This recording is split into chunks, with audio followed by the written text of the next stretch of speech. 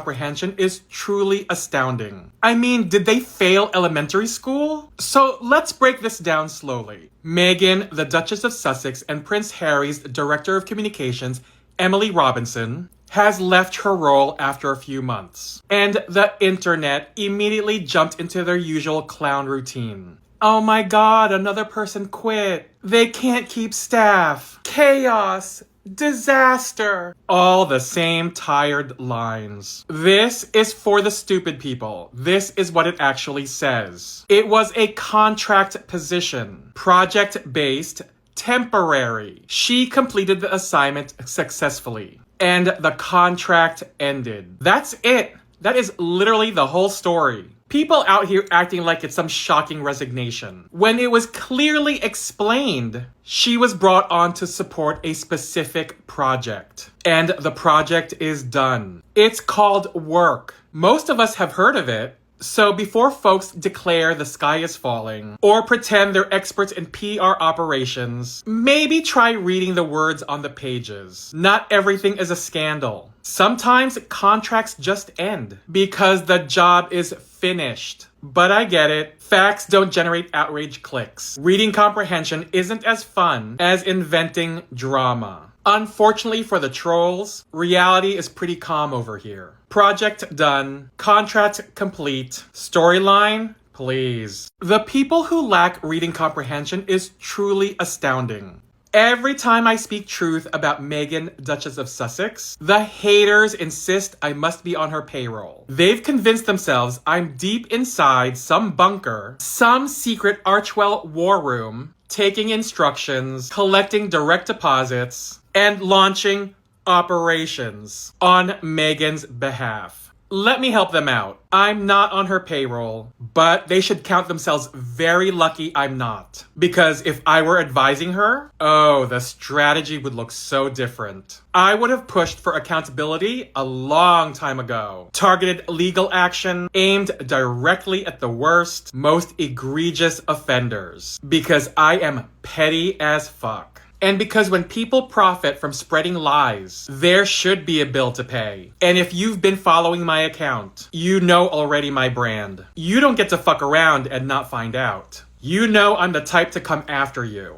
I don't entertain delusion. So when someone crosses a line, I want them to meet consequences on the other side of it. There's a huge difference with expressing your opinion and running a full-time harassment campaign built on fabrication and monetized hate. These people are professional trolls who built their platform on Meghan's name, her trauma, and her family. That is exploitation, plain and simple. And remember, Prince Harry and Meghan, Duchess of Sussex, have the resources. They have the documentation. And they have every right, legally and morally, to protect their peace, their reputation, and their children. If a few of these loudmouth grifters woke up one day to a lawsuit and damages they couldn't wiggle out of, that wouldn't be censorship. That would be justice finally knocking. So they can cling to their conspiracy theories that I'm secretly on Meghan's payroll. They can project, deflect, fantasize. But here's the truth. I show up because dignity matters. I speak up because truth deserves a voice. And lies eventually come with invoices. And when that day comes, when some of these grifters finally find out, I promise you this. I will be front row with popcorn. You know what always cracks me up in philanthropy? For youth activism and for Meghan, Duchess of Sussex. Town and Country magazine just published a powerful feature written by the Duchess herself. An interview with Avery Calvert, the brilliant young founder of Altadena Girls. Avery was only 14 years old when devastating wildfires spread across LA.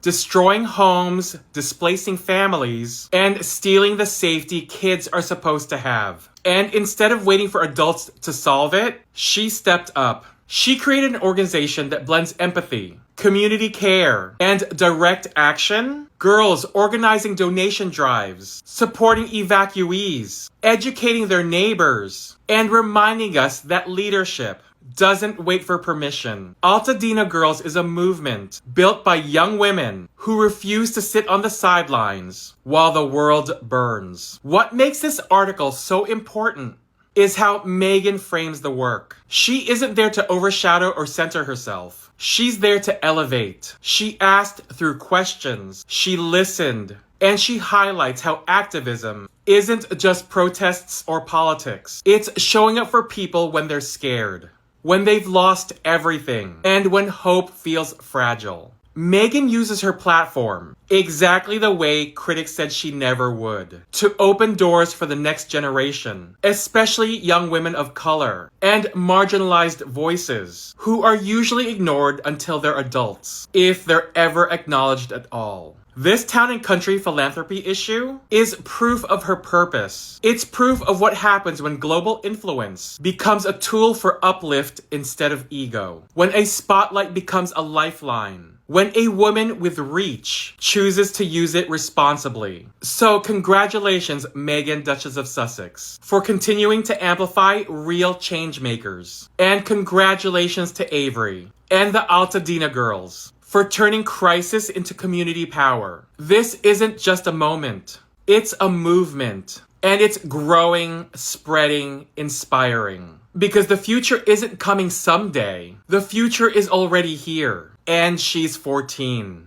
Massive. Meghan, Duchess of Sussex, just dropped a brand new holiday collection from As Ever. And it's live today. And this isn't just a seasonal offering. It's a full-scale statement of precision, style, and real growth. Let's walk through what it includes. The signature candle, number 519. Hand-poured with Moroccan mint leaf, white tea leaves, and woodsy cardamom. Named for May 19th, the day she married Prince Harry. Adding sentimental storytelling to home luxury. The signature candle, number 084. Inspired by her August 4th birthday. With water lotus, sandalwood, and California poppy. A personal brand, translated into a refined scent profile. The signature fruit spread gift set. Raspberry, orange marmalade, and a new strawberry flavor. It's a polished hostess gift, crafted for the holiday table. Then we have the honey duo set, wildflower and orange blossom, plus a sage honey with honeycomb. That taps directly into the California-grown aesthetic. Next, Mullen Spice Kits.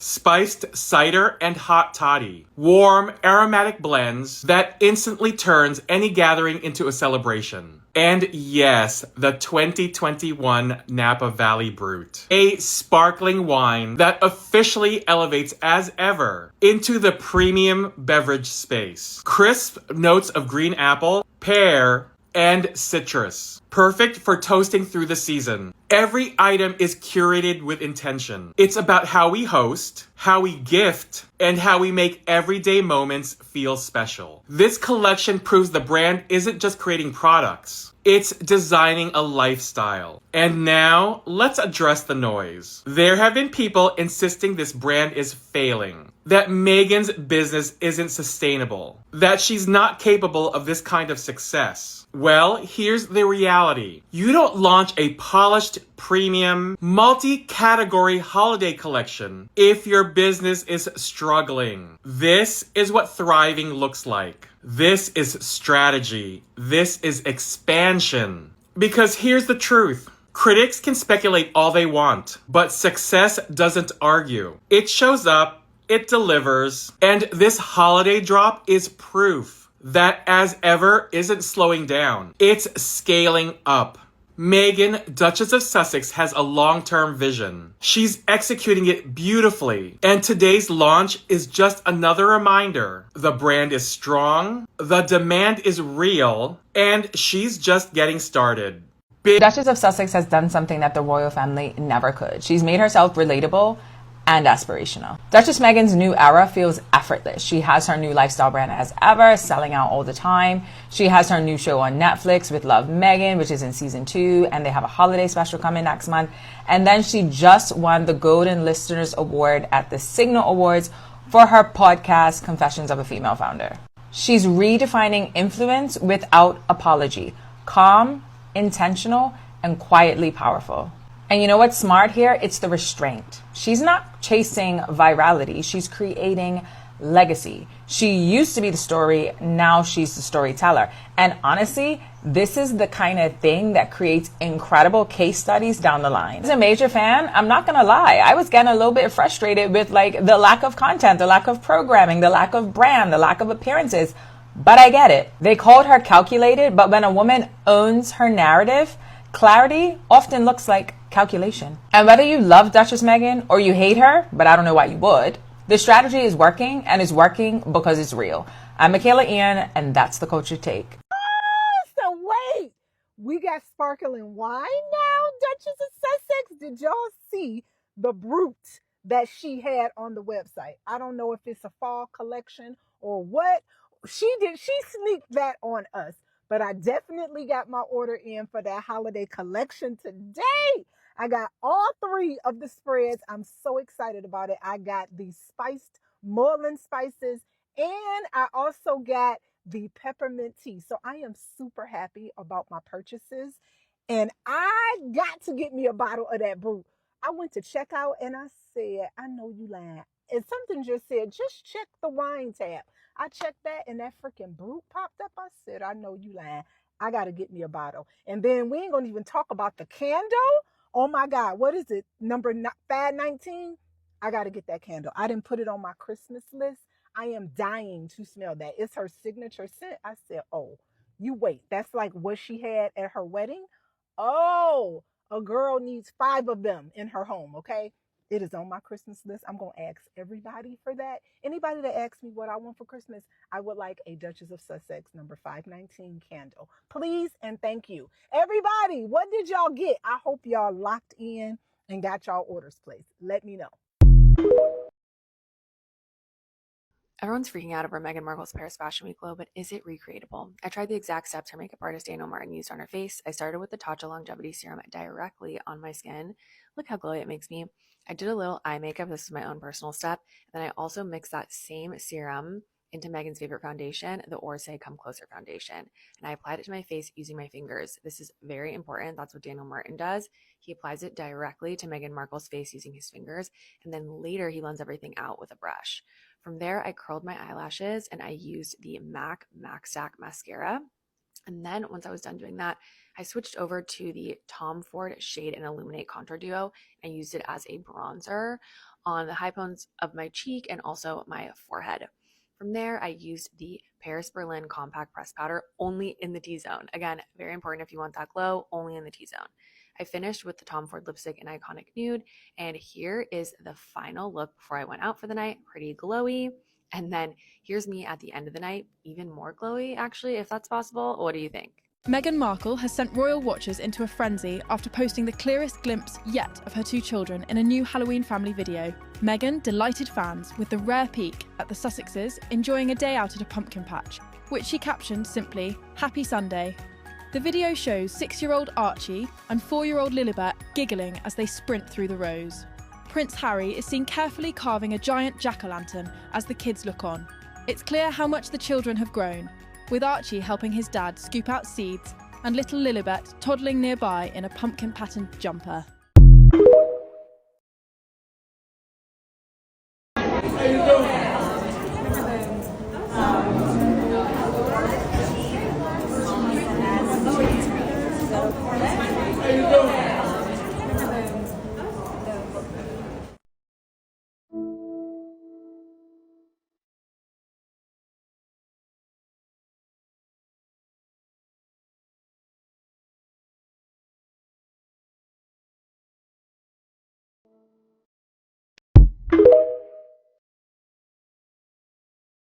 Well, it might have something to do with the fact that she is a wealthy, beautiful Black woman who married a prince.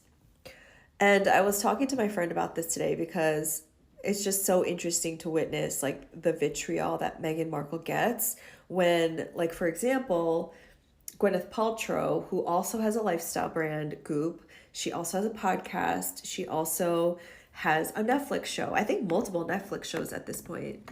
And her parents both work in Hollywood. But you don't see that same kind of hate that, white women give to Gwyneth Paltrow as they do with Meghan Markle. It's because Gwyneth Paltrow represents their like aspiration, their ideal, and it's in the realm of possibility because they are looking at one of them, you know, their people. She's a thin white woman who is living their dream life, right? But when a black woman does that, it's like something in their brain breaks. It's like out of their reality, you know? They cannot like, something happens where they like melt down because it's something that they deeply desire, this kind of lifestyle. And how dare this black woman come in here? And you can kind of see something similar happening with Beyonce. I mean, I think that's a whole different discussion, but like she also has a Libra stellium, which I don't think is a coincidence, but this is a deeper cultural conversation of like black women reaching this echelon of society, like the 1%. And historically, like this is not something that we're used to, right? Because of the intersection between class, race, and gender. Anyway, this is a deeper conversation to have, but Carl Jung has this amazing quote that says, quote, "Everything that irritates us about others can lead us to an understanding of ourselves."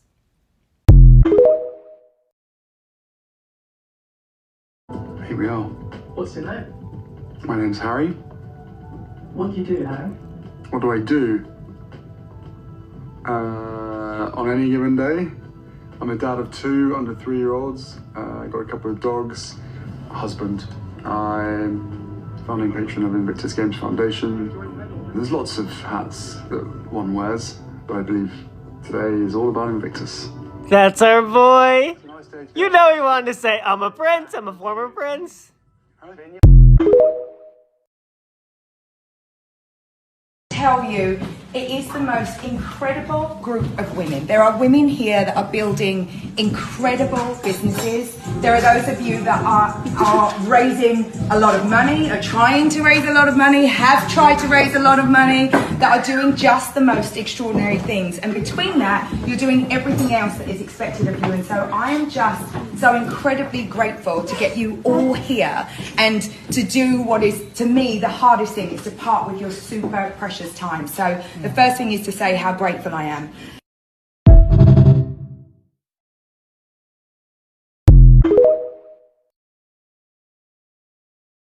Every time I mention Meghan and Harry's Oprah interview, where we found out a lot of information from behind the scenes, I have people in my mentions yelling at me that Meghan and Harry lied. But there are a few reasons that I know that they were telling the truth. The first is that Meghan said Kate wrote her an apology, and she has that apology note. So if the press ever starts to spin that story up again about how Kate made Meghan cry, I guarantee you we will see the proof of the note that Kate wrote. And the second reason that I know they're not lying is because of the video that was taken during this moment, during the Queen's funeral walkabout. You know, the moment that Kate said was the hardest moment of her life. The way that the Kate mean girl came out to play in this moment is how I knew Meghan was not lying, that she was cold and icy to her before this.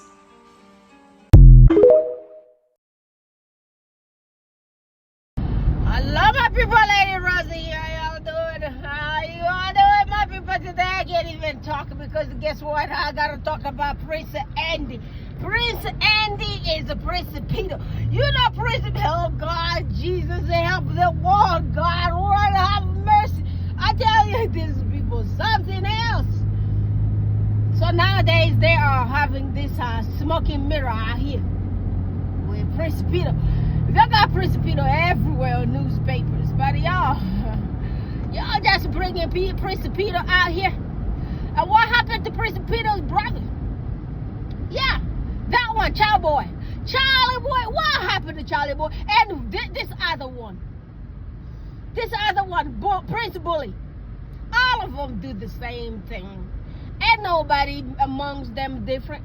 I saw the UK politicians trying to ask questions People try to ask their opinion about Charlie Boy towards his brother. And guess what? I saw some people here, y'all saw with my queen Erica Christine.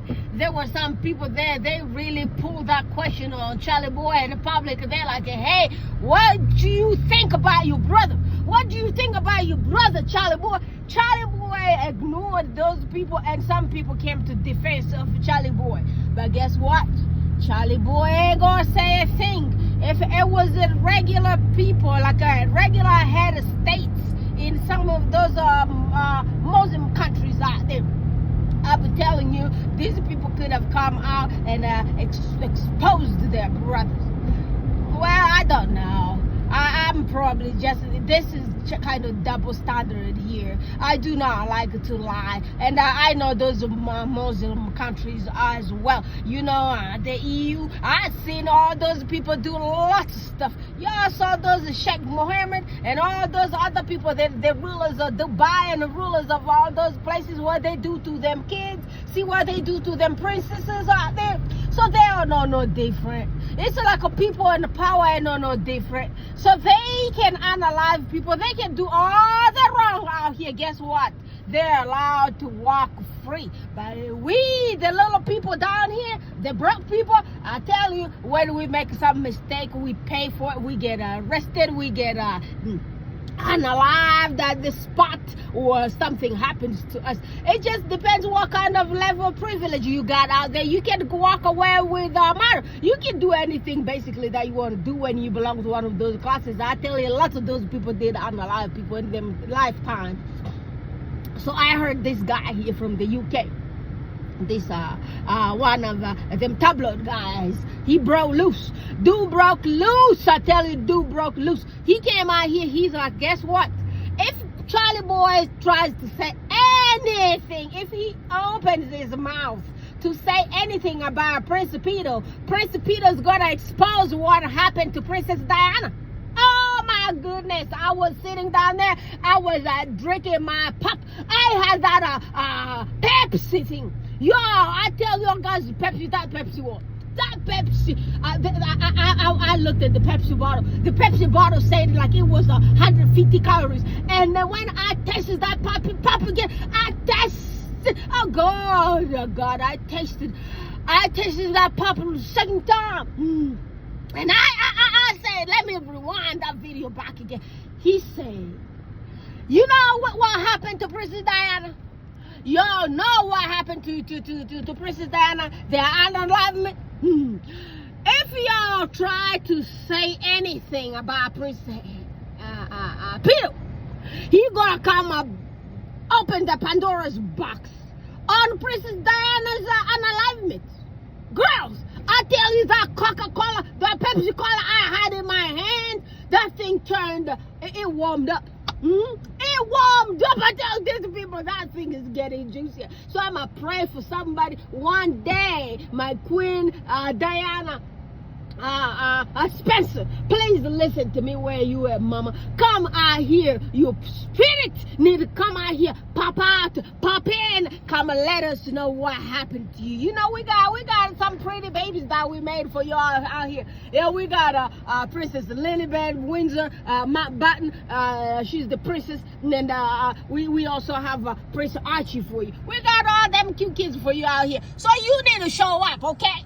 You better show up, our mother-in-law. You need to show up. Your spirit need to pop out here. Don't be a piece. Come out and tell us what happened to you. We're going to sit down here, fight for you.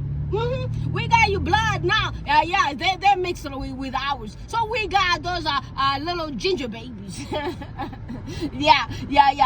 They came from you. So that's why we are going to ever give up for you. We're going to open, if it takes to open another squad, Spencer Squad, we're going to open. We're going to become the members, the gangsters of Spencer Squad to support you out here and expose that my foes to the world. And we do that. I guess I tell you, we do that good too. I tell you, you can watch my video too. I'm a queen, you rest in peace, okay? Yes. So family, I am gonna stop this thing right here. I just wanted to tell y'all guys that gossip that made my pop taste so good that I'm gonna look for that Pepsi. I bought it at a grocery store. It was just one Pepsi in that glass bottle. That thing tastes so good. I tell you guys.